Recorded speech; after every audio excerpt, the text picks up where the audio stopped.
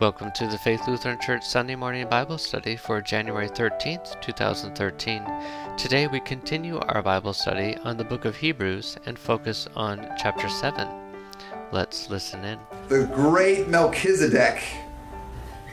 What in the world is this going to be about? All right, let's go ahead and start the prayer, and we will dive right in. Let's pray. Lord, we thank you for your word. We thank you for the promises and the gifts that you give to us through your word. And we ask today, God, that as we study the great high priest Melchizedek, that you would teach us more about your son, Jesus, and we would learn and grow in our knowledge of your word and our love towards you. Have mercy on us today. In Jesus' name, amen.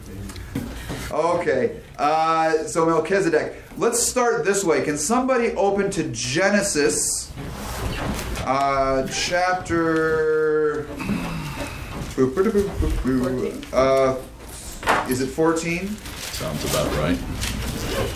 Abraham rescues what? Yeah, that's right. It's going to be 14 if that's right. Abraham rescues Lot.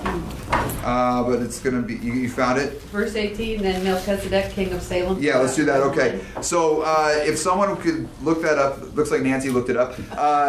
She can do verses 17 through 24 when we get there.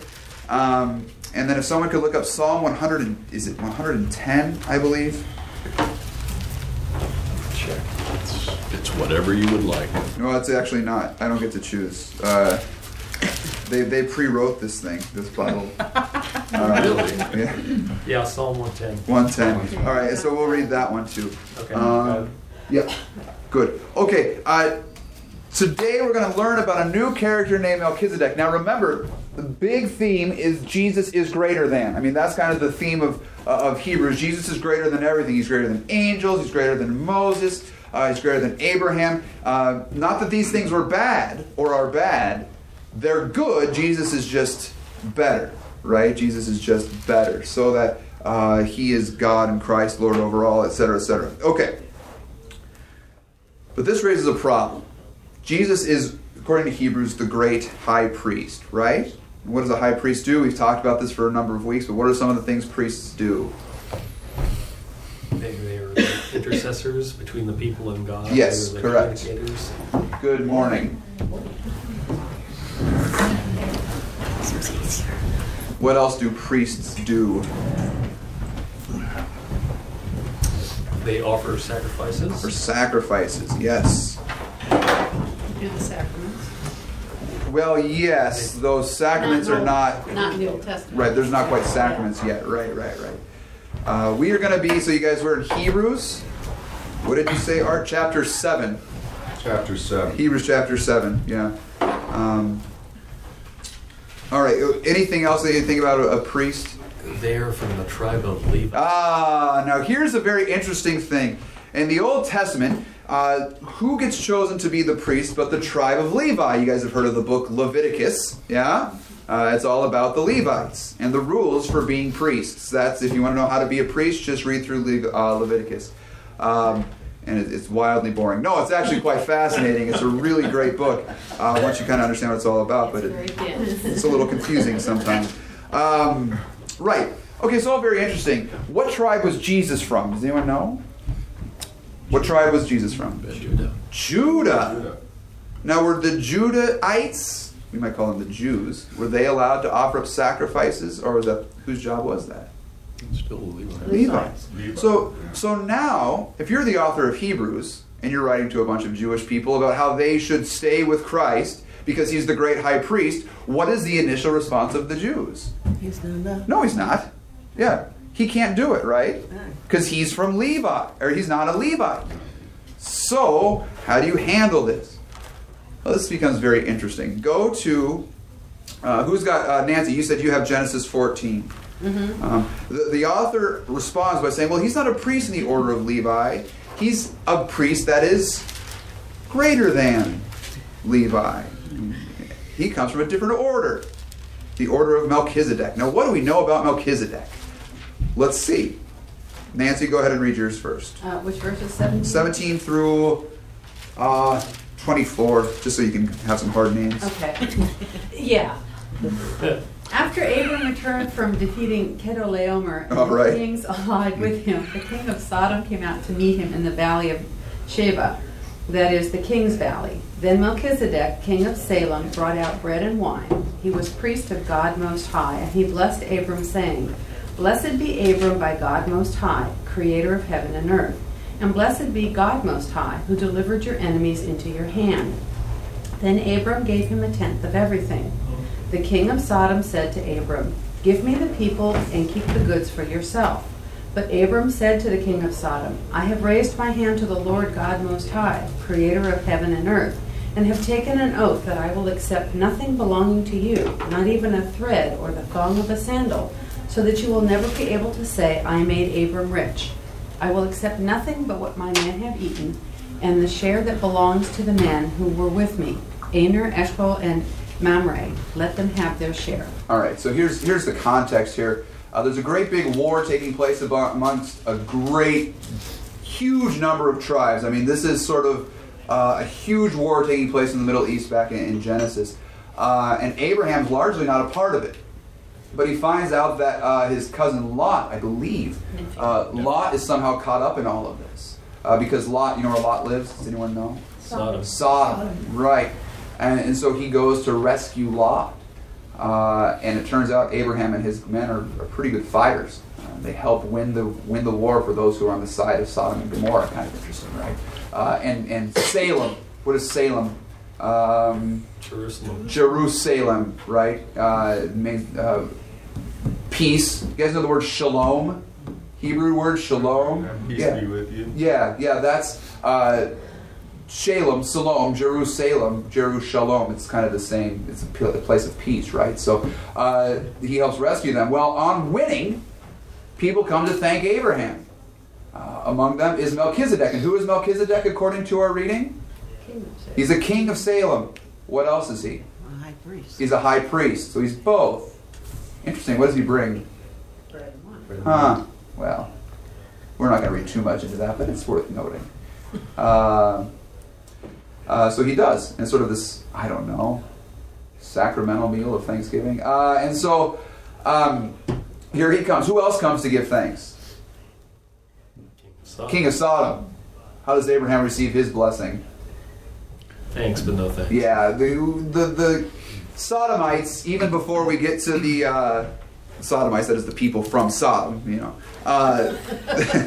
Before we get to the whole burning up of Sodom and Gomorrah, they have just, it seems to me that they have a rather shady reputation, right? That they're going to come and they're going to try and, by taking money from Abram or giving money to him or whatever it is, they're going to sort of try and lord themselves over him. So he won't accept anything from them except for the food that needed to be eaten by his soldiers. So kind of interesting stuff. But all we have there is that Melchizedek is this king of Salem.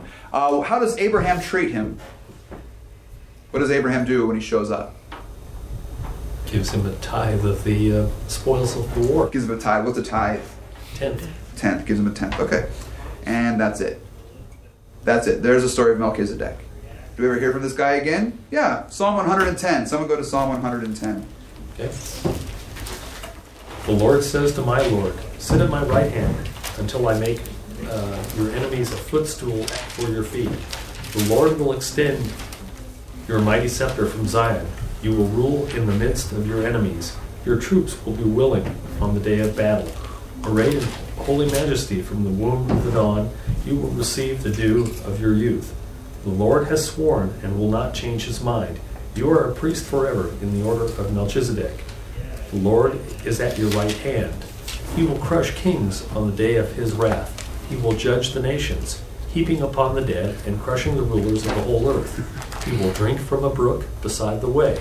Therefore, he will lift up his head. Oh, that's a heartwarming one, isn't it? Oh, the Psalms. Interestingly enough, you are a priest forever in the order of Melchizedek.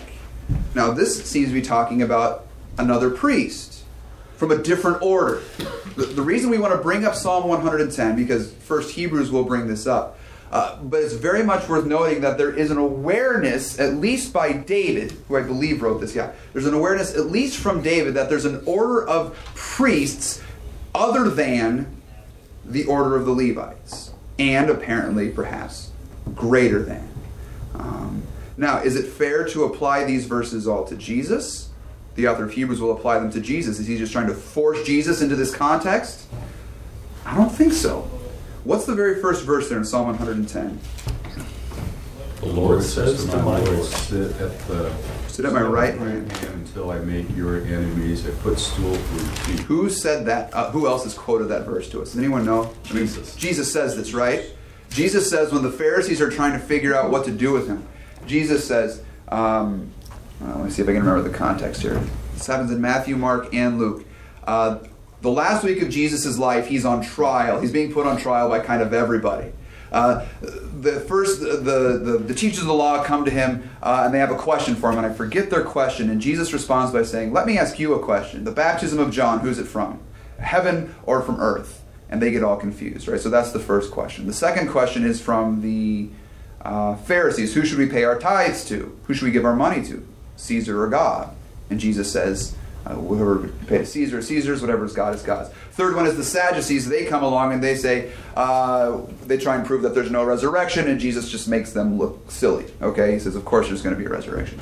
So all of this happens, and then after all of these questions has come to Jesus, trying to figure out who he is and what he's all about, Jesus says, now tell me about this one who's coming after David. Is he greater than David, or is David greater than him? Why would David say of him, the Lord said to my Lord, sit at my right hand, sit at the right hand and put my footstool, whatever. And Jesus is saying, look, that psalm is about me. I am the Lord of the psalm. You are questioning me, you're putting me on trial, and yet I'm the one who's Lord over you. I'm even Lord over David. I'm David's Lord, not just his descendant. I'm David's Lord. That's from Psalm 110, okay? Now, why is this important? Because in Hebrews, when the author of Hebrews suggests that Jesus is a priest greater than Aaron, greater than the Levites, from the order of Melchizedek, he's going to reference the same psalm, a psalm which Jesus has already taken for himself. So when we read this Psalm 110, we can say it's all about Jesus, and we've already believed that. Now the author of Hebrews is writing and saying even this verse is about Jesus, that he is from the order of Melchizedek, which is a greater priesthood. Yeah? Now, we are all better Christians for that, aren't we? But you guys follow what I'm saying here? You see what he's doing? He's not trying to force Jesus into a scheme to prove a point. He's saying the entire psalm, the entire Psalter, all the psalms are really about Jesus, including Psalm 110, which Jesus took for himself, and says that there's going to be this greater priest. So, the Levites are not the ultimate priesthood, though they are a temporary priesthood, just like everything with the law was temporary. But now Christ has come and he is greater. Questions on that? Are you following me? It's a bit of an involved argument. Does that make sense? Bottom line, Jesus is greater than the priesthood. All right, he's the greater priest, we might say. Okay. Good. Well, let's go through Hebrews 7 then just a little bit. Which will say all of this again, I'm sure. For Melchizedek, king of Salem, priest of the Most High God. By the way, Melchiz, Mel in Hebrew is king. Melech. No, that's not right. Is that right? Yes. Let me make sure I get this right. Sedek is righteousness. And Mel, I think, is king. And I think it'll actually say that. Melchizedek, king of Salem, priest of the Most High God, met Abraham, returning from the slaughter of the kings, and blessed him. And to him Abraham apportioned a tenth part of everything. He is first by translation of his name king of righteousness. There it is. And then he is also king of Salem, that is the king of peace. He is without father or mother or genealogy, having neither beginning days nor end of life. But resembling the Son of God, he continues as a priest forever. What is going on here? What do we do with this? What does it mean that he is without father or mother? Is that true? Doesn't it mean that he's not identified by his genealogy? That doesn't... I think that's a better way of saying it. Yeah, not better, but that's the right way of saying it. Yeah. He's not identified as son of Yeah, there's no Melchizedek, son of Melchizedek or something like that. Yeah, that's right. No. Good. So just like, which is interesting, because Jesus is kind of the same way. Who comes before Jesus? Well, in his incarnation, Abraham, Isaac, Jacob, we have the genealogies. But ultimately, where's Jesus from? Heaven, right? And he is the eternal God. There is none before or after him. Yeah, good. What does it mean by that? Then he has neither beginning of days nor end of life. I really don't know much about him. Yeah. There's a mystery around him. Yeah, there's this mysterious guy. There's something ungraspable, we might say, about him. And I think that he is resembling Jesus in this way. Right? He's resembling Jesus. He's a shadow or a type of Jesus. And, let's go on here to the next part. See how great this man was, to whom Abraham, the patriarch, gave 1/10 of his spoils. And those descendants of Levi who received the priestly office have a commandment in the law to take tithes from the people, that is, from their brothers, though these are descended from Abraham. But this man who does not have his descent from them received tithes from Abraham and blessed him who had the promises. It is beyond dispute that the inferior is blessed by the superior. Therefore, in other words, Abraham is great, Melchizedek is greater. In the one case, tithes are received by mortal men, but in another case, by one whom is testified that he lives. One might even say that Levi himself, who receives tithes, paid tithes through Abraham, for he was still in the loins of his ancestor when Melchizedek met him. Now, that's an interesting argument. Melchizedek is greater because Abraham pays tithes to him. And by doing this demonstrates that Melchizedek is greater than he is. Who is greater, Levi or Abraham?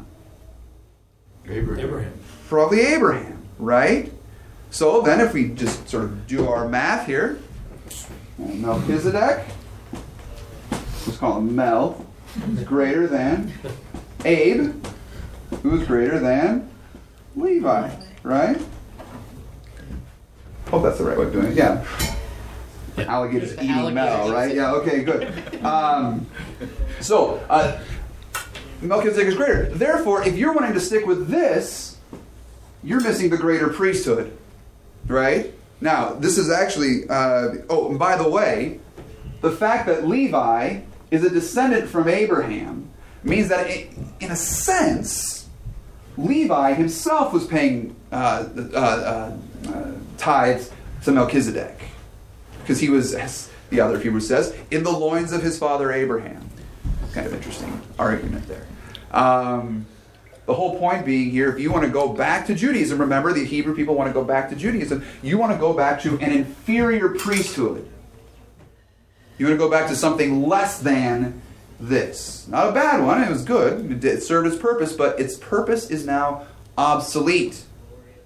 But this is eternal, the priesthood of Melchizedek. It has no beginning or end. We have no laws concerning it. We might think of it that way.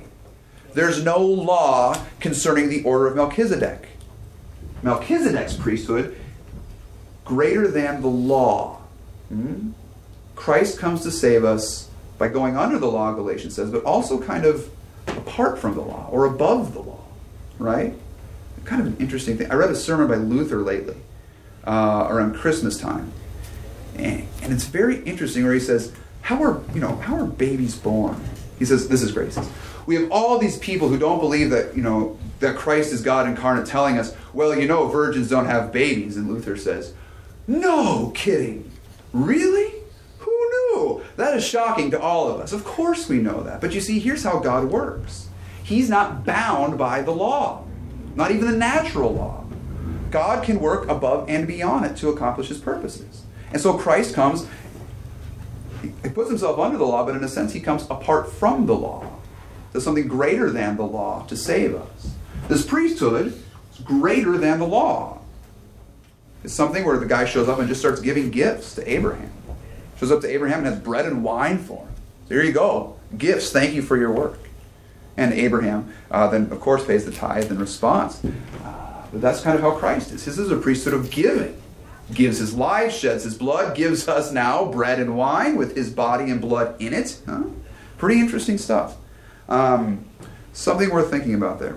Okay? Makes sense? You tracking with me here? Okay. Good.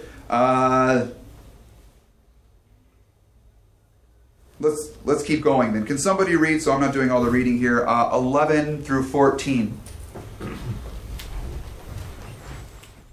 I've got it. If perfection could have been attained through the Levitical priesthood, for on the basis of it the law was given to the people, why was there still need for another priest to come, one in the order of Melchizedek, one in the order of Aaron? For when there is a change of priesthood, there must also be a change in the law. He of whom these things are said belonged to a different tribe, and no one from that tribe has ever served at the altar. For it is clear that our Lord descended from Judah, and in regard to that tribe, Moses said nothing about priests. See, so it is operating according to what he calls here a different law. And now, by the way, he says here, why would one have to come? Why would another one in the order of Melchizedek be necessary? The Jews may very well ask the same question. They may say, well, why do we need another one? We still have the Aaronic priesthood. We still have the Levites. Why do we need another priest? And I think the answer comes, well, look, David talks about it in Psalm 110. This is where he goes next. Can somebody read 15 through 22, please? Okay, I'll read it.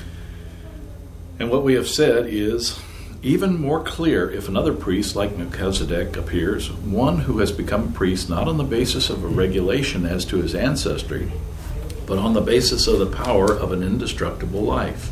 For it is declared, you are a priest forever in the order of Melchizedek. The former regulation is set aside because it was weak and useless, for the law made nothing perfect. And a better hope is introduced by which we draw near to God. And it is not without an oath. Others became priests without an oath, but he became a priest with an oath when God said to him, the Lord has sworn and will not change his mind. You are a priest forever.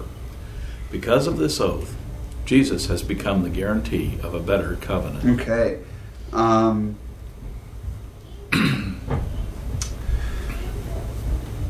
Let's keep reading because there's a point I want to make here. Go 23 through 25 if someone could read that. Dave, you mind just reading 23 through 25 as well? Now there have been many of those priests since death prevented them from continuing in office, but because Jesus lives forever, he has a permanent priesthood. Therefore, he is able to save completely those who come to God through him because he always lives to intercede for them. All right, what do we mean by intercession? What is intercession? To do something on behalf of somebody else. Right. We talk about intercessory prayer. You can pray for it. By the way, this is one of the cool things about being a Christian. Yeah, we say that we all heard the phrase priesthood of all believers. We believe that we are all priests in the order of God. What that means is that we can all go before God. We can all pray to God. We don't need someone to do it for us. And one of the things we can do is intercede for other believers. And how about that? I mean, it's a really remarkable thing to think about. In the Old Testament, this was the job of the priests. But now, under Christ, we're all doing it. We can all pray for other people, and God will hear those prayers and promises to answer them according to his will. So that's actually a pretty remarkable gift. Prayer is a gift, that we receive from the Lord. And we are allowed to intercede for others. Pretty cool. But someone who goes on behalf of. Why do we need someone to go between us and God? Why do we need an intercessor? Because we're not worthy to go. Why aren't we worthy? What were you going to say, Susan? We're sinners. Yeah, that's right. There's only two answers ever in this class, right? Jesus or we're sinners. I mean, that's all right. We're sinners. We cannot go before God on our own because our hands are dirty, we're too impure, we're too unholy. We would die. So we need something to go between us. We need an advocate, right? You know what's an advocate? An intercessor. Somebody who speaks for you. Yeah, someone who speaks on your behalf, who stands up for you. And this is very important because there's a lot of what are the advocates that the author of Hebrews is speaking against here. Not against, but saying they're no longer good.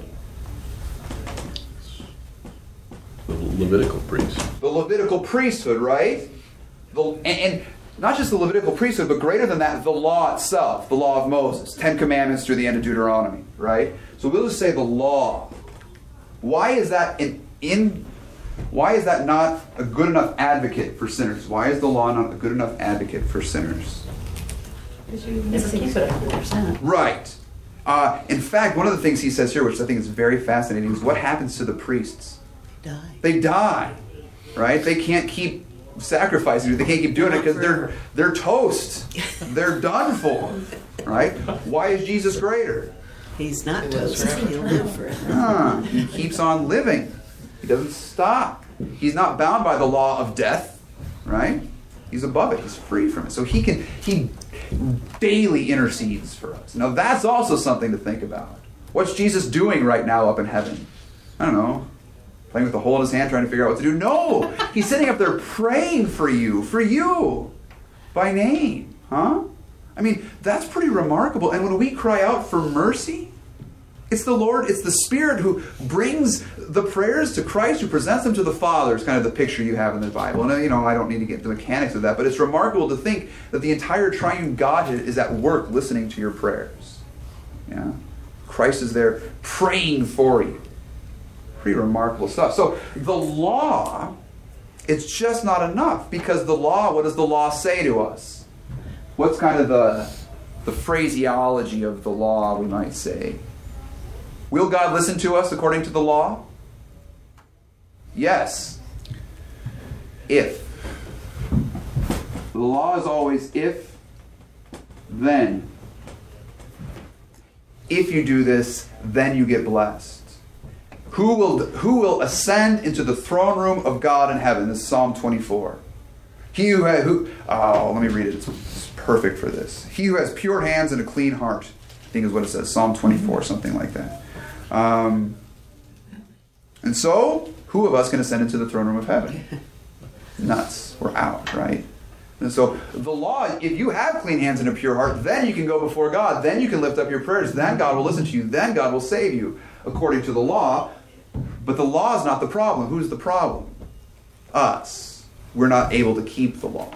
All right, so that's the first one. That's the big thing. The law, the sacrifices are insufficient. They're not enough. What, in our day and age, what are some other things, what are some other advocates we may seek before God? What are other things we cling to in hopes that it will be okay? Promises. Well, hopefully. That's the right answer. What are bad things? Negative advocates. Oh. Well, I did this, and this. Yeah, law. Another thing we might say, we might think of law in terms of Moses and what's in the Old Testament. But here in our day and age, we'll say our good works, right? How does this sound? What does that look like in the church? What's it look like in the church? Well, I taught Sunday school. I suffered through Sunday school with Pastor Bob. That's got to be good for something. I went to 3 sermons in a whole month. It was crazy. What else? I go to church, right? I'm a good member. I've done all my things. I've done the checklist for being a good Christian. I was baptized as a baby. I got catechized. I'm in. Volunteering. Yeah. And so we cling to that saying, okay, God, socializing. You owe me, right? Here's what I've done. I'll be a good person, so I'll get into heaven. This is, by the way, this is when you ask people generally, why do you think God will let you into heaven? In the mid-'80s, so I don't know if this matters anymore. This is a long time ago. But in the mid-'80s, there was a survey done of Missouri Synod Lutherans, baptized, catechized Missouri Synod Lutherans. And the question on the survey was, why should God let you into heaven if you die? Why will God let you in? And the majority of the answers were well, I've been on the board of elders at church for a long time. I've done this, I've done that. Don Wagenbach, incidentally, is the only person in the world who can actually probably claim that. The Lord would probably prove it. Because he's been on council since... What's that word called? Since Moses. What's that? What you just said there? Oh, that don't. What did I say? I don't know. I really forget what I said. No, it's his last name, Wagenbach. Wagenbach. That's his name. I don't know what that word is. What does it mean? He's now Adabuk. Archaic German. It's archaic German. Not really sure. Oh. I've been told meandering brook. Somehow it doesn't Bach is brook. Oh, it is? Yeah, it is. I go wagon builder or something. Wagen in German. Oh, well. Well, now we know Don's not getting it on his name, but he is on a lot of the church. But I mean, this is kind of the thing, right? Well, the bottom line is none of us deserve to go to heaven. Right. Well, that's that's the bottom line. But what are some things we're clinging to? We have to like be aware of them, so that when they start popping up, we can deal with them. So if you talk to like a non-Christian, they'll say, "Well, look, I do a pretty good job. I do more good than bad." And Christians talk this way too. We're not going to pick on people outside of the church. But, I generally do more good than bad. My heart, at least I'm sincere. My heart's in the right place. My heart's in the right place. Oh, that's a great one. My heart. That was a good slide. Thank you. How could God say anything bad about my heart? At least my heart's in the right place, right? Boy, that's actually the problem. It's not. And especially if you're trusting in your good works. Are good works bad things? No. Are they necessary things? Yes. If you're trusting in them, they're idols. See, that's the problem. God says in Deuteronomy to the Israelites, He gives them the land. And He says, now be careful when you walk into this land. Because the day is going to come where you're going to start praising yourself for the gifts I've given you. You're going to thanking God for what my hands have delivered. You're not going to thank God for that. You're going to thank yourselves for the work you haven't done. Well, did they actually take the land? Yeah. Did they actually fight the Canaanites and the Jebusites and the Beuzites and the Broncos and all of them? Yes. And they defeated them because the Broncos have a terrible secondary for one day of the whole year. And they take them over, right? Now, who gave them the land? God. And you can just hear them saying, yeah, but I didn't see my weapon in God's hand. I mean, you can kind of hear this. We do this. At least my heart's in the right place. At least I'm doing my best. At least I have, and we don't thank God. We give praise to our hearts and our sincerity and ourselves. We got to watch out for that. What else? Anything else? I've been thinking a lot about this with other religions lately. And sometimes people will say things like, well, God's not going to send someone, to hell just for believing in a different God. But it's sort of like, well, that's part of it. I mean, there's a lot more to it. It's not just like you got one thing wrong on the checklist. That's a legalistic understanding. But the problem is, on the day of judgment, we're going to stand before God. And we're going to need something to stand between us and the judgment, right? And if you're trusting Buddha, who's not really a god, I guess, but you get the point. He's not going to be anywhere to be found. If you're trusting Allah and the 5 pillars, those things will go up in the flames at the wrath. The only thing, what does Hebrews tells us, what's the only thing that's eternal before God's judgment? Jesus.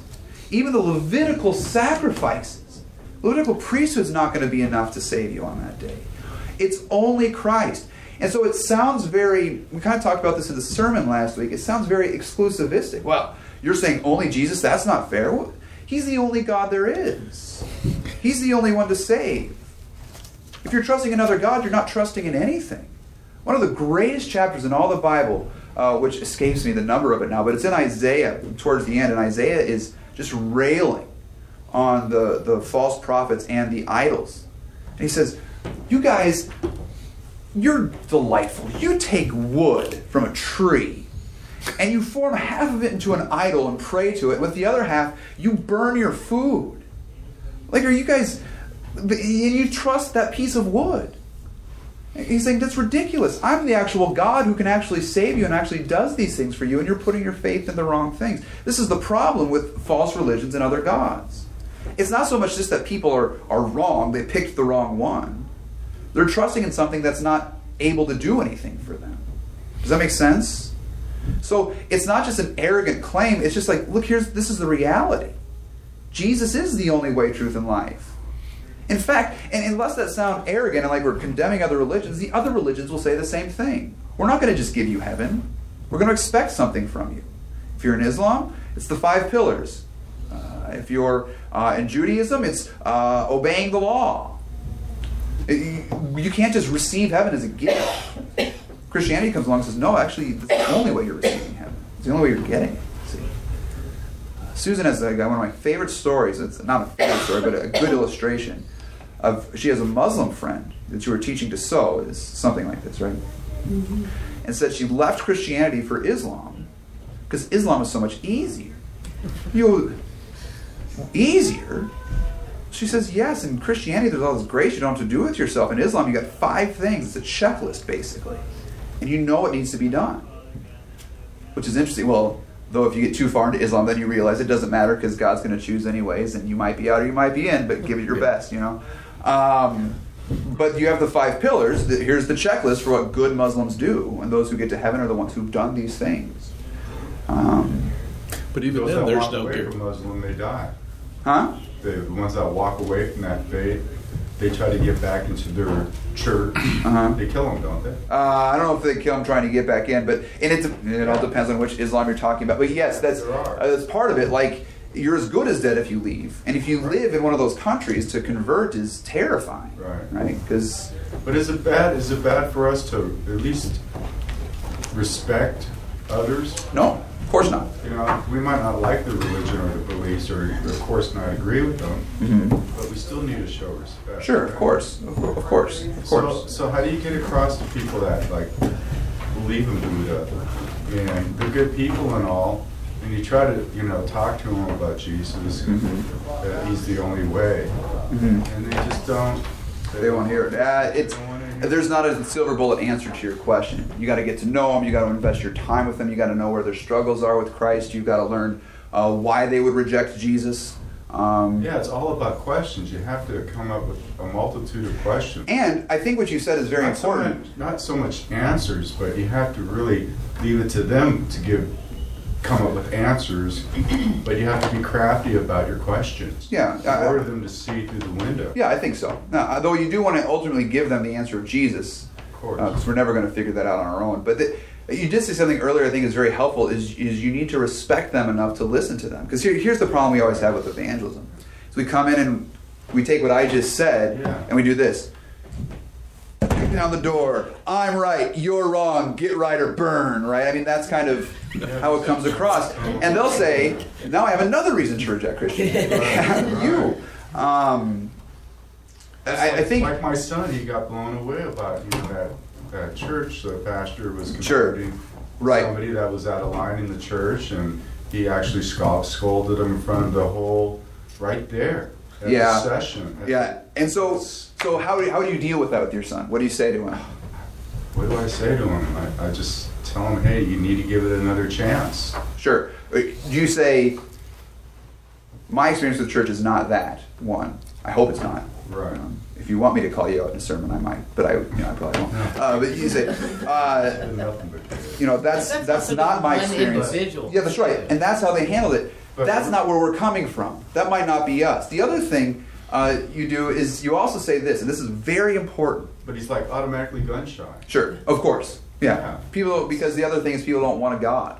They're pretty happy being their own gods, and that's part of the problem. Yeah. That's the other thing you want to do is you make sure you do this. And Jesus is not the church. Yeah? Like, the church, we get it wrong a lot. But before we start talking about the church and all of our baggage, including ours, so we're not going to point fingers and say that church is bad, but we got it figured out. But Jesus is not the church, and you're going to be burned by the church and disappointed by the church and depressed by the church, but that's because Jesus invited sinners to dinner. So, here's the deal. Let's talk about Christ. Let's get him first, and then we'll deal with all the baggage we have over here. And so that's another way of going about it, saying let's talk Christ first. And not to dismiss your question, because I actually agree with you. You're saying, I agree with you, that's a disaster. Yeah. Like, that's not the right thing to do. No, not at all. But that's not what the faith is all about. It's kind of the sermon this morning, right? The faith is not about making sure we fix everybody, but about Christ being merciful and identifying with sinners and dying for them. So let's get back to Christ, and then we'll work through all the other mess. Does that make sense? Yeah. Because whenever anything, and this kind of ties back in a little bit, whenever anything begins to trump Christ in the church, we have just completely lost where we're supposed to be. If we start talking about, even if it's good stuff, if it trumps Christ, we're out of line. We're wrong. And we need to get back to Jesus. Always got to get back to Jesus. And so in things like that, now I'm not against, church discipline, for example. It's important and necessary. But there's a tactful way of doing it. There's a loving way of doing it. And it's not on Sunday morning in the presence of the congregation with the visitors to see just how disciplined your church is. That was the first time you went to that church. Yeah, First time. it's strange. I don't know what to do with like that. First time getting up on a horse and getting thrown. Yeah, that's right. Yeah. It's scary, but Yeah. Well, I have to tell you, that's a tough situation. Now, and again, I don't know what that church's story is, and I can't, sit and judge that church either, because I don't know. That wasn't the right thing to do right in front of the whole congregation, but that's a good tip, good point. Yeah, always get it back to Jesus. That's what we want to talk about is Jesus. In a gentle way, and talk about Jesus instead of strong arm hold lock. Yeah. And loving. That's right. Yeah. Now, sometimes there's some people who need that strong arm, punch in the mouth kind of thing. Right. But not generally. You have to know the person, know the situation, and all that. Yeah. Okay, let's finish here and then go to church. For it is indeed fitting that we should have such a high priest, holy, innocent, unstained, separated from sinners, and exalted above the heavens. He has no need, like those high priests, to offer sacrifices daily, first for his own sins and then for those of the other people, since he did this once for all when he offered up himself. Once for all, period. End of story. Right? For the law appoints men of their weakness as high priests, but the word of the oath, which came later than the law, appoints a son who has been made perfect forever. Notice here the distinction between the oath, the promise, and the commandment.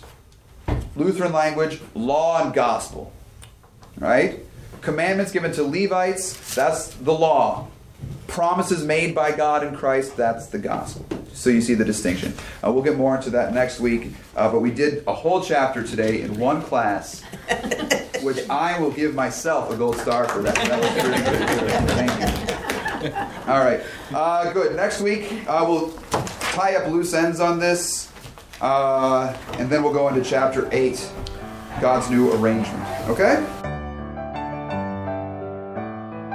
For more information on Faith Lutheran Church of Moore Park, California, and for more podcast episodes like this one, visit us on the web at www.faithmorepark.com.